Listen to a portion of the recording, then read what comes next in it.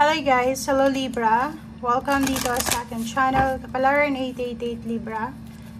Kung bago ka sa channel ko, please like, share, and subscribe. Paki-press ang notification bell button para updated ka sa mga videos na ina-upload natin araw-araw. And kung matagal ka na dito sa aking channel, thank you guys sa mga nanonood, sumusuporta sa akin. Okay, Libra. First card natin is number 18, Sweets. Ooh.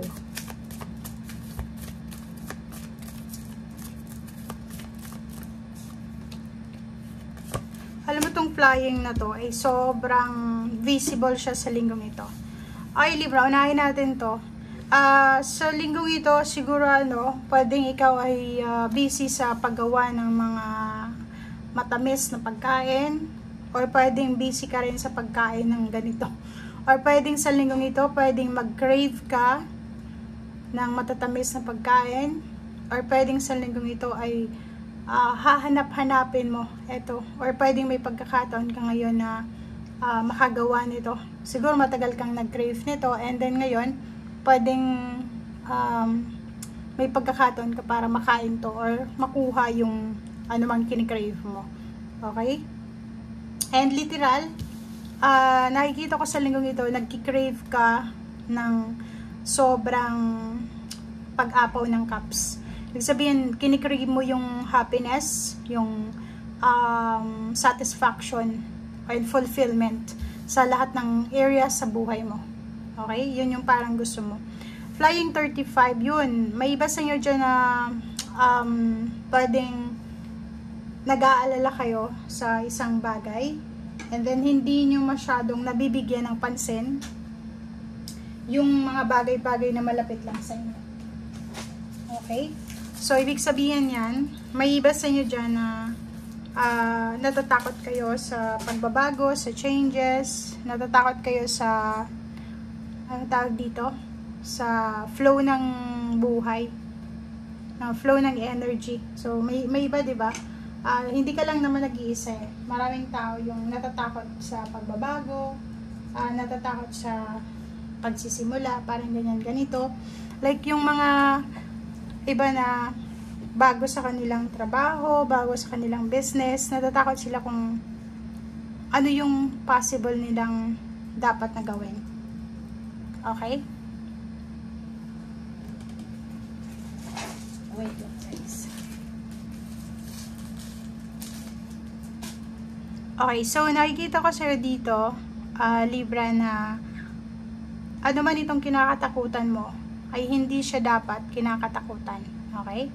So, kung ano man itong iniisip mong negative, isipin mo na kung may pagbabagong nagaganap sa buhay mo, wala kang control doon. Okay? So, isipin mo na ito ay divine orchestrated. Okay, so, ibig sabihin, isipin mo na Panginoon lang ang may karapatan na baguhin kung ano yung dapat baguhin sa buhay natin. Diba? Parang ganun. Pero tayo, may kakayahan tayong baguhin yung masasama sa buhay natin. Number 2, roots. Yun.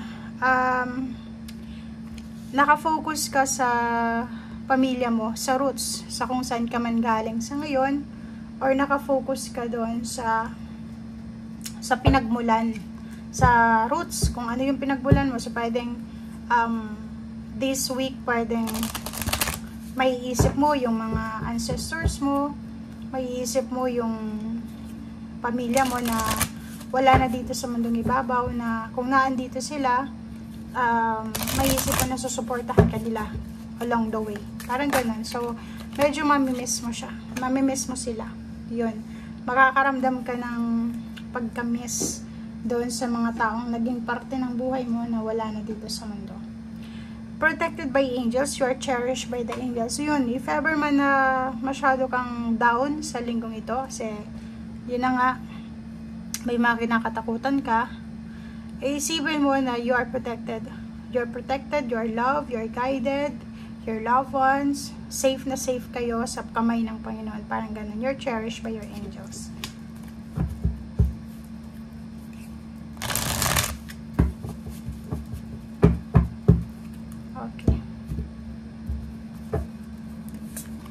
Okay, so number 12, 3, the Oak King. May posibleng hindi matuloy sa linggong ito. Okay, so ayun, pwedeng isa yun sa disappointments mo kasi pwedeng may inaasahan ka na isang tao or isang bagay and then pwedeng hindi siya matuloy. Pwedeng pinangakuan ka niya ng ganito ganyan and then hindi siya matutuloy. Parang ganyan, Libra. So, yun. Pwedeng yung hinihintay mo na yan na hindi matutuloy is tungkol sa pera. Okay? So, comment down below if you resonated kung naghihintay ka na may magpautang sa'yo ng pera, may mag-share sa'yo ng blessings, or kung ano pa man to na hinihintay mo. Pero naghihintay ka talaga dito.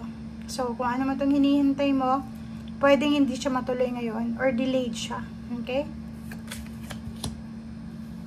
Nako. Alam mo tong 7 of Swords na to, may mga tao sa paligid mo na akala mo sila ay kaibigan mo, akala mo sila ay kakampi mo, pero hindi mo sila kakampi eh. Kasi tingnan mo, nakapaligid sila sa foundation mo. Nako. Alam mo sa sobrang bait mo, hindi mo na masyadong nakikita yung mga, akala mo kasi pag mabait kasi yung tao, akala mo, lahat ng tao mabait din, katulad mo mabait. Pero, tingnan mo itong 7 of Swords na to guys. Sobrang sama ng mga taong ito. Itong 7 of Swords na to is parang mga traitor sila sa buhay mo. Itong the World 3 naman, 21, 3. Ganun din. 21, 12, makabaliktad sila. So, ibig sabihin yan, may mga taong parang snake na tao na nakapaligid sa foundation mo. Ano yung foundation mo? Family, anak, love life, trabaho. May nakapaligid sa'yo na pwedeng masyado silang tuso. Diba? So, mag-iingat kayo. Okay? 6 of Swords. And then, the Lord of Shadows. Nakikita ko sa'yo dito, isang individual ang posibleng involved sa'yo. Diba? So, mayroong dito isang tao na siguro kailangan niyang lumayo or siguro nasa malayong lugar siya. Pwedeng OFW or nasa malayong lugar na sobra siyang lungkot. Napakalungkot ng the Lord in Shadows na to. Lord of Shadows. Pwedeng mag-isa lang siya, mag-isa lang siyang natutulog, mag-isa lang siyang kumakain, and then sobrang lungkot niya. Okay, pwedeng kapamilya mo to or pwedeng malapit sa'yo. Gusto niyang bumalik na.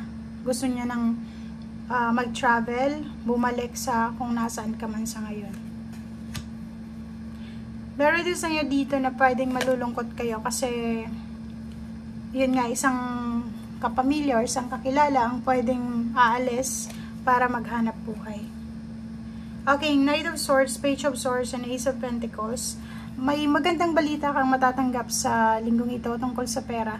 Like, trabaho, pwedeng may mag-offer sa'yo ng bagong trabaho na mas mataas yung sweldo, or pwedeng may mag-offer sa'yo ng house and lodging, pwedeng tirahan, or pwedeng may mag-offer sa'yo ng lump sum of money, or pwedeng pautangin ka. Okay? So, thank you guys and see you again. Bye!